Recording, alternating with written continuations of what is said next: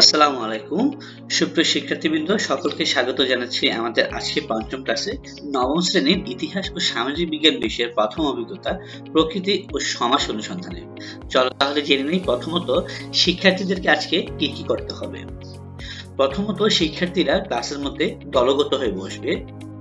দ্বিতীয়ত প্রাকৃতিক ও সামাজিক উপাদান সংরক্ষণের প্রতি সমাজের মানুষের দৃষ্টিভঙ্গি কেমন তা দলের মধ্যে আলোচনা করবে।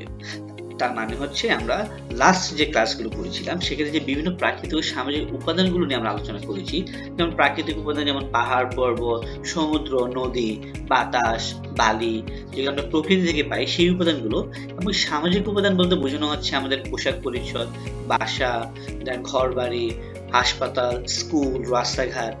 এই সামাজিক উপাদানগুলো একটি যখন সংরক্ষণ করব, সেই সংরক্ষণের প্রতি আমাদের মানুষের দৃষ্টিভঙ্গিটা কেমন, সেটা নিয়ে আমরা এই টিমের মধ্যে একটা দলগত হয়ে আমরা আলোচনা করব। এবং টিমের মধ্যে আমরা একজনকে ডিসাইড করব যে কিনা সকলে যা যেসব পয়েন্ট নিয়ে আলোচনা করছে প্রত্যেকটা পয়েন্ট নোট করে রাখবে।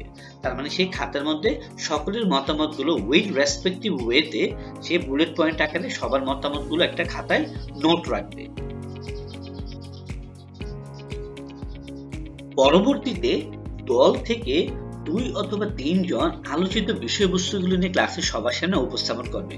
তার মানে তোমার ক্লাসের মধ্যে যদি 5 থেকে 6টি দল হয়, তাহলে প্রত্যেকটি দল থেকে 2 জন অথবা 3 জন যে বুলেট পয়েন্টগুলো তোমরা খাতার মধ্যে নোট করেছো সবার মতামত নিয়ে সেই বুলেট পয়েন্টগুলো ক্লাসে সবার সামনে আলোচনা করবে একটা প্রেজেন্টেশনের মাধ্যমে।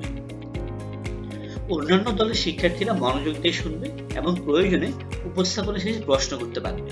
তার মানে অন্যান্য দল যারা আছে তারা অন্যান্য টিমের প্রেজেন্টেশনটা খুবই মনোযোগ সহকারে শুনবে, এবং কারোর মাথায় যদি কোনো ধরনের প্রশ্ন জাগে তাহলে সে যেন প্রশ্ন করতে পারে।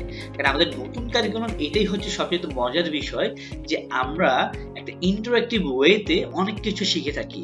আমরা প্রশ্নের মাধ্যমে শিখতে পারি, আমরা কারো লজিকের মাধ্যমে শিখতে পারি। তো এটা কিন্তু সবার জন্য ওপেন। তো এটা কিন্তু খুবই মজার, তাই না? তো আমরা কিন্তু এই সামাজিক আমাদের যে সামাজিক উপাদান এবং প্রাকৃতিক উপাদান যে বিষয়গুলো আছে, কারো যদি কোনো ধরনের প্রশ্ন থাকে কিংবা আন্ডারস্ট্যান্ডিং কোনো ধরনের কম থাকে, তাহলে সেই ক্ষেত্রে কিন্তু সে প্রশ্ন করে অবশ্যই ব্যাপারটা নিয়ে পরিষ্কার করে নিতে পারবে।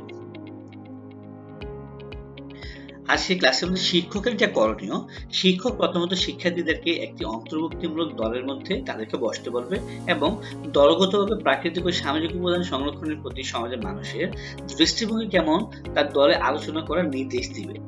তাদের আলোচনা থেকে আসা বিষয়গুলো বুলেট পয়েন্ট আকারে কাগজে লিখে রাখার নির্দেশ দিবে। শিক্ষার্থীদেরকে তাদের আলোচনার বিষয়গুলো উপস্থাপন করতে বলবে এবং প্রতি দল থেকে 1 বা 2 জনকে উপস্থাপন করতে বলবে। অন্য শিক্ষার্থীদেরকে মনোযোগ সহকারে উপস্থাপনা শুনতে হবে।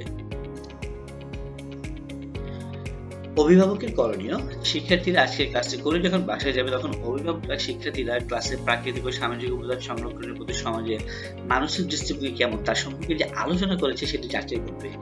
এমনকি অভিভাবকরা চাইলে ক্লাসের মধ্যে যে নোটটা করেছিল, খাতার মধ্যে যে বুলেট পয়েন্টগুলো লিখেছিল, সেই বুলেট পয়েন্টগুলো অভিভাবকরা চেক করে নিতে পারেন যে আসলে তারা কি পয়েন্ট নিয়ে আলোচনা করেছে।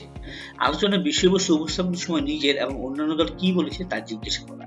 তার মানে ভেরিফাই করতে হবে যে আপনার সেই শিক্ষার্থী সেই প্রেজেন্টেশন দেওয়ার সময় সে কি বলেছে এবং অন্যান্য দলরা প্রেজেন্টেশন দেওয়ার সময় তারা কি বলেছে, এটা একটা আপনি অ্যানালাইসিসের মাধ্যমে তাকে জিজ্ঞেস করতে পারেন।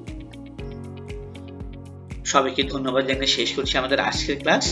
সকলকে অনুরোধ করছি আমাদের পরবর্তী ক্লাসটি দেখার জন্য উপরের লিঙ্কটিতে ক্লিক করার জন্য।